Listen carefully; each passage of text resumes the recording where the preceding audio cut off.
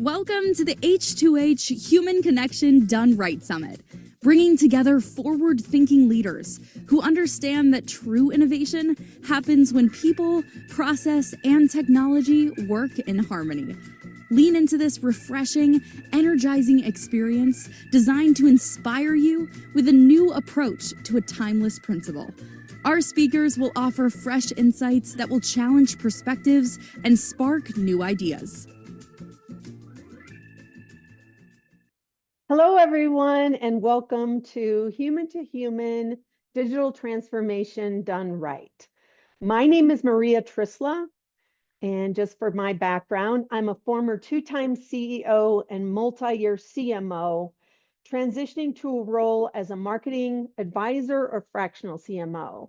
And my focus is on SaaS technology and media companies to accelerate revenue growth. Said differently, it's when growth has stalled, or a company needs to move from founder-led revenue growth to founder-inspired revenue growth, or when growth at all costs doesn't seem to be working and you need to get a scalable revenue mindset.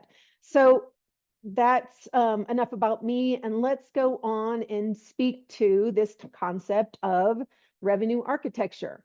So of course, today is all about digital transformation. That's in the headline of the various, insightful speakers that you're going to be listening to. And I'm going to offer McKinsey's definition of digital transformation. And that is, it's a rewiring of an organization with the goal being to create value by continuously deploying technology at scale. And what I like about that definition is what I'm going to suggest is I am going to present an opportunity for you to rewire your go-to-market teams. So I'm going to start off with some stats and then what I think is a personal story. I kind of call it a horror story with a good ending. So LinkedIn Global B2B Marketing Benchmark reported that 90% of sales and marketing professionals identify disconnects across strategy, process, content, and objectives between their teams. 90%. And this misalignment between marketing and sales costs companies an average of 10 to 15% of revenue per year. So that's, I think, kind of astonishing. So I'm going to move away from stats. And I'm going to tell you a real life story. So I was a VP of marketing. I had a sales counterpart, a VP of sales who was my counterpart, and sales wasn't meeting their objectives. And so we both went away and we went back and said, okay, let's dig into the details. So my team kind of dug into the details and found that there were more than 300 leads that never were working by sales. So they're merely sitting in Salesforce, never assigned to sales reps, just sitting at the sales director level or above. And so of course, the marketing team was all up in arms, and there was a lot of energy around that, like, why shouldn't they be working on these sales? So kind of with the eye set of collaboration, I went to my sales counterpart and I basically said to him, if your sales team have worked these leads and closed these leads at your current close rate and your current TCV or total contract value, you the sales team wouldn't be missing the revenue target. I hope there's gas from the audience, or at least that's the reaction I hope that you're all taking. And that is, this is missed opportunities. And so moving this to a positive, I'm going to suggest, imagine a world where marketing, sales, and customer success teams operate as a single high-performing unit, aligned in strategy, process, and measurement. Well, basically, that's the promise of revenue architecture. So today we'll explore how this framework can transform your revenue ecosystem with a scalable growth engine. I'm going to go into what is revenue architecture, why traditional go-to-market models fall short, what are the core principles associated with revenue architecture, how to implement a unified revenue model, and then give you some case studies and some real-world key takeaways. So let's start with that.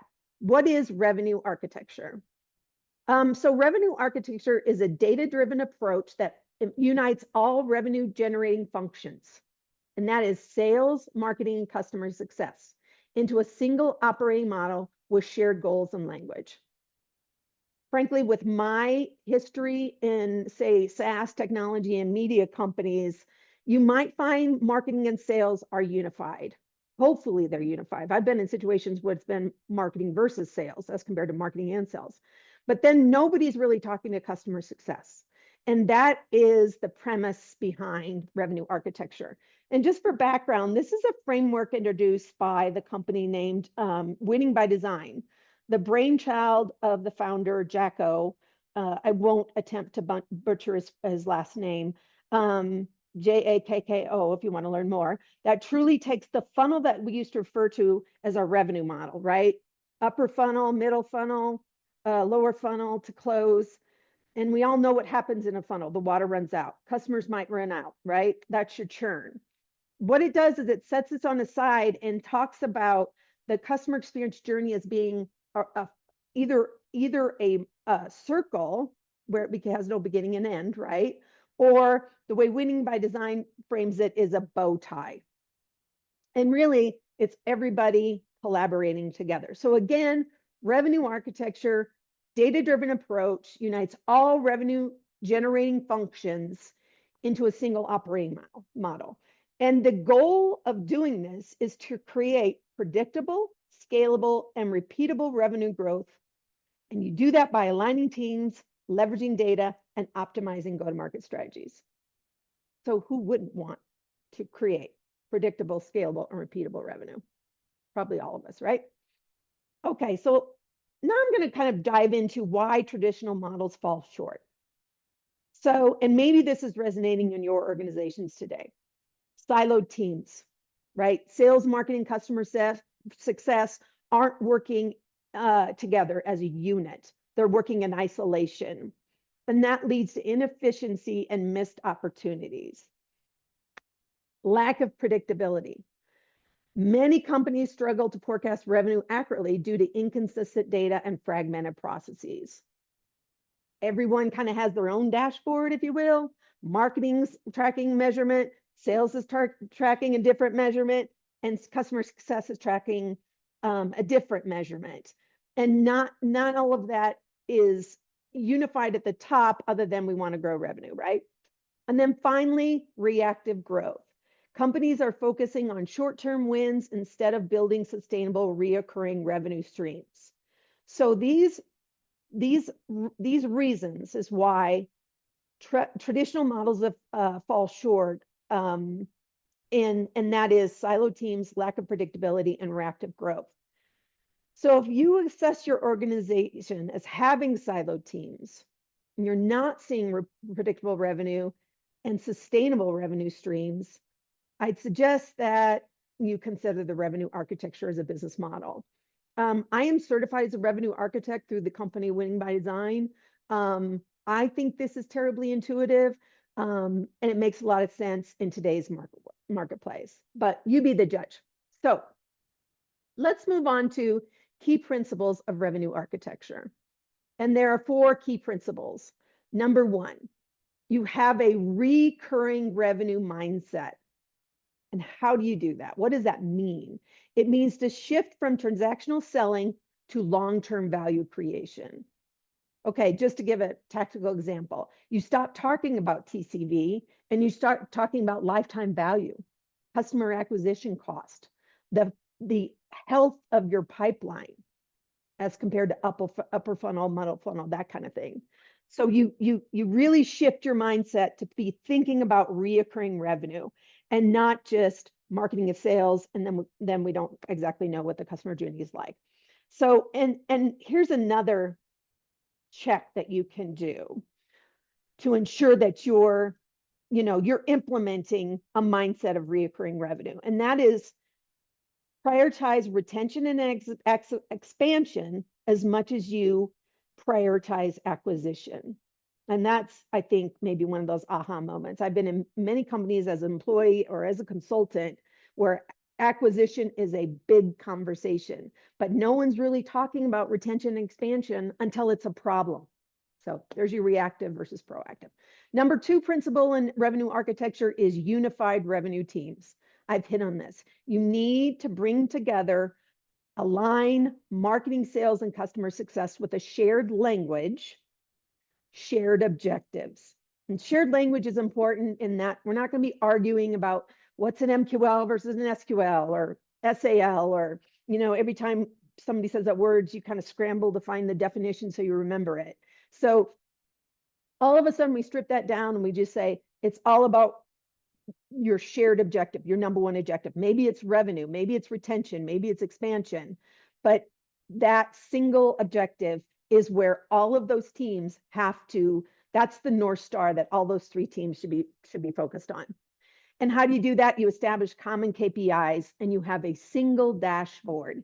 And I really would suggest it's not like what finance is reporting. This is a dashboard owned by revenue operations, that is an end-to-end customer lifecycle measurement.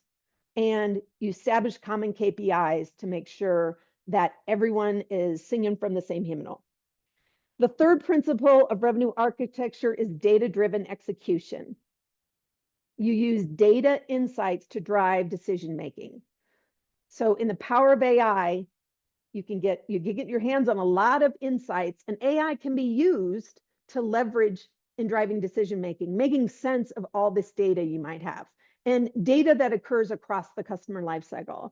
AI is a great tool for that. Actually, that's kind of one of the, kind of almost the use case for that is really to use AI to do that. So use data insights to drive decision-making.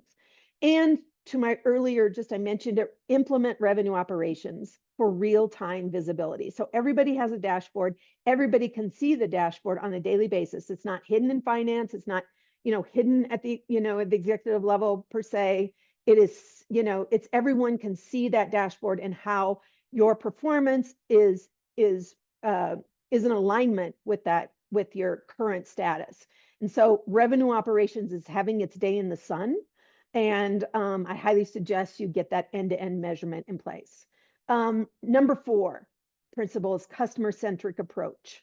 Focus everything that you do on the customer, and you focus on the customer journey as to how the customer wants to interact with you, not how you want to sell to your customer, right? It's about the customer.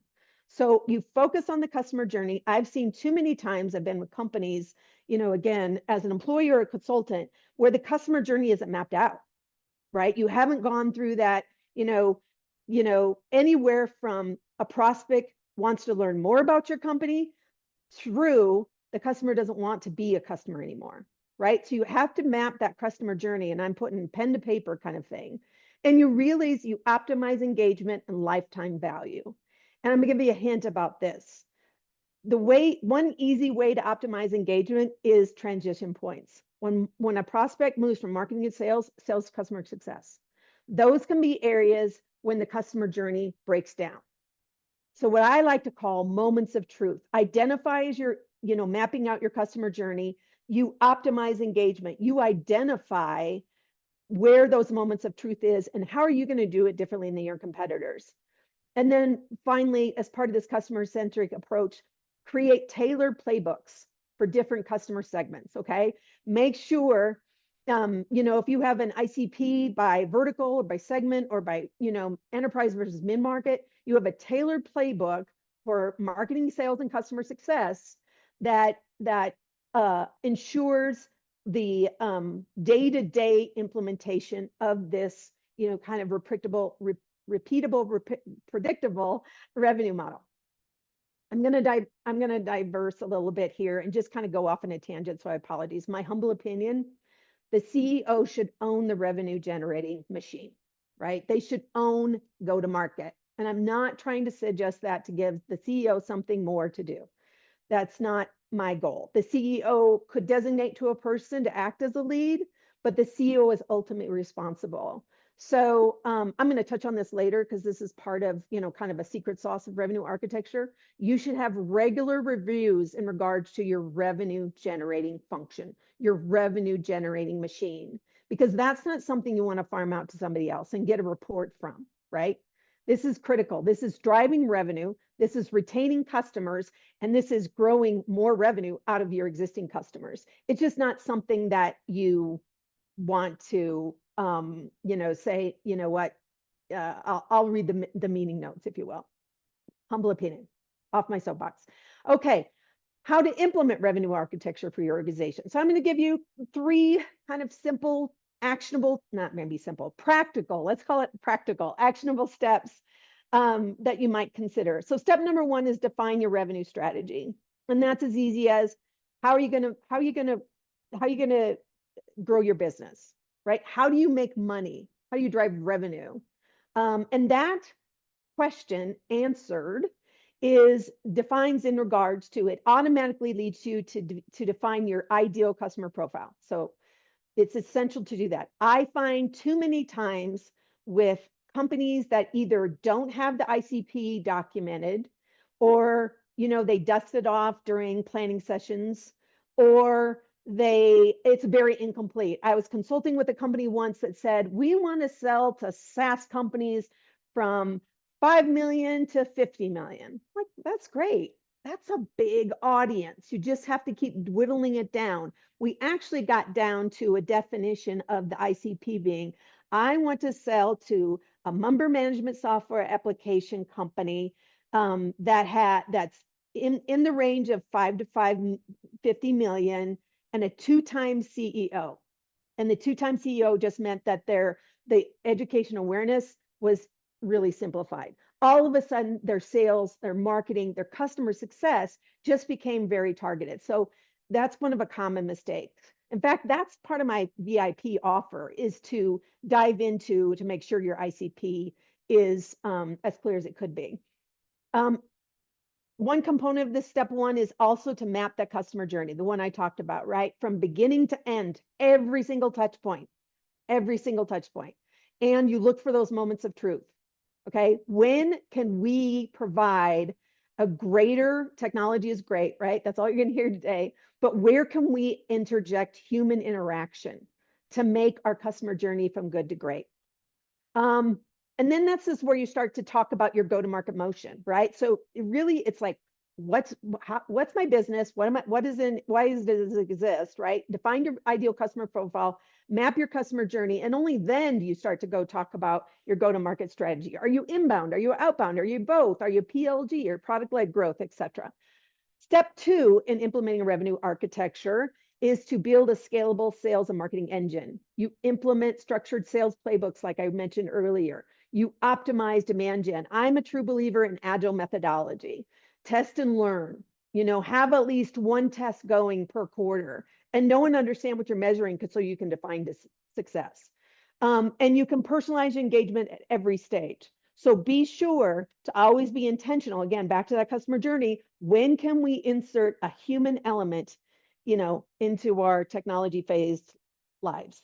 And step 3 is align team and metrics. Use a shared data framework. I talked about revenue operations. They're kind of the backbone of your go-to-market motion. If you don't have a revenue operations team in place, please get one. So align team and metrics. You track leading indicators, not just lagging results. So more proactive leading indicators, not just reactive, like, oh, churn is high. What are we going to do? You should know before when churn might be high, and then trying to prevent that, obviously. And then again, what I said earlier, kind of on my soapbox around the CEO owning the go-to-market function, is you need to conduct regular cross-functional reviews, right? You need to bring together marketing, sales, and customer success, and I'd largely say with the CEO in place, and other members of the executive team, but talk about what's working, what's not working, and how do we do this better.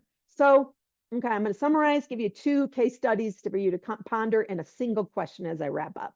So revenue architecture aligns all revenue generating functions under a single operating model. Okay, it's data-driven, reoccurring revenue. It's a mindset that is essential for long-term success. And alignment between sales and marketing and customer success accelerates revenue growth, and a structured, scalable approach ensures market dominance. Wouldn't we all like that? So I'm going to give you 2 case studies to think about. And these are kind of real life examples of what I've lived through. So I was brought in as a consultant to a company, a SaaS company, and growth had stalled due to misalignment between sales and marketing. That was the problem statement that was presented to me. And when I did discovery, it was true. They weren't. So we adopted the revenue architecture model. And in the principles associated, we got aligned teams, we got restructured pipeline stages, and we improved data visibility. And the result was a 30% increase in conversion rates and a 200% improvement in customer retention. Not bad, huh? Here's another case study, if you will, again, from my consulting life. Technology company this time, struggling with high churn. They implemented revenue architecture principles. And the gap here was aligning sales and customer success around customer activation. So a lot of times sales will say, oh, I've done my job, it's closed, now somebody else takes over. It was just a simple handoff. Again, when I said sometimes those moments of truth are really related to when you're dropping the ball, you're handing the baton over. And the result was a 40% reduction in churn and a 25% in incremental revenue derived from existing customer base. So final takeaway, revenue architecture is not a buzzword. It's a mindset shift that turns your go-to-market into a high-performing, predictable engine. And if I can ask you one question that you might consider is, can you confidently predict where your next 10 to 20 million in revenue will come from? And are all of your teams aligned on that answer? Think about that. Can you predict where your next 10 to 20 million in revenue is coming from? And do your teams understand what that is? And are they aligned on that answer? So thank you for your time. I appreciate you listening and interacting with this topic of revenue architecture. You can always find me on LinkedIn, Maria Trysla. I think I'm the only one there. Or accept my VIP offer, because I'd love to dive into your ICP. I hope you have a fabulous day filled of insights and remarkable findings. Take care. Thank you for joining us in today's forward-thinking session of Human Connection Done Right. As we transition to our next expert speaker, remember that together we are redefining the future. To stay engaged and informed, visit revenue-bydesign.com, where together we will be deliberate, be intentional, and be successful.